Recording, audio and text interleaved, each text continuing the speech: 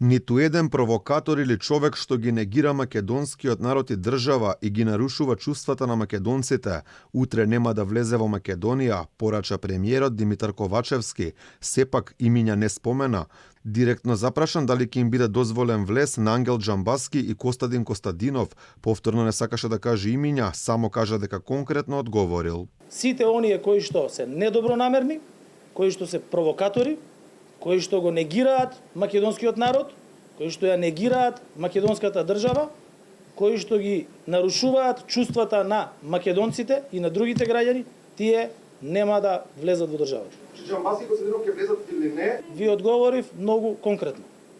Дали може да ви конкретно? Ви одговорив многу конкретно.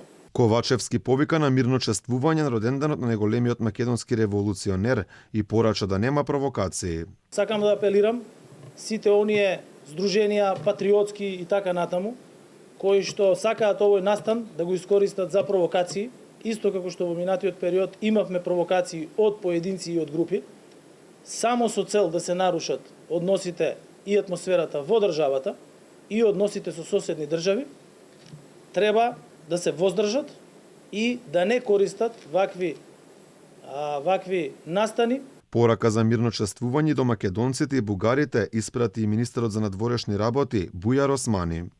Секој граѓанин на Република Бугарија и на која било друга држава е добре дојден во Северна Македонија. Но секој мора да се однесува со почит кон нашата држава, кон македонскиот народ. Сакам да упатам порака и до сите наши граѓани, почитувани граѓани, да покажеме зрелост и да не дозволиме да се подгрева национализам преку говор на омраза и омаловажување. Изјавувајќи дека ВМРО ДПМН со сите своји структури ќе учествува на манифестацијата во црквата Свети Спас за ден без немили сцени, повеќе координаторот на пратеничката група на ВМРО ДПМН Никола Мицевски. Повикуваме на достоинствено одбележување и морам да потенцирам дека во 30 и годишната, да речам, чествување на оваа манифестација, прв пат утре за граѓаните ќе биде затворена улицата за да не можат да се движат и тоа ќе биде обезбедување со полиција. На мирно чествување претходно повика и лидерот на опозицијата Христијан Мицкоски.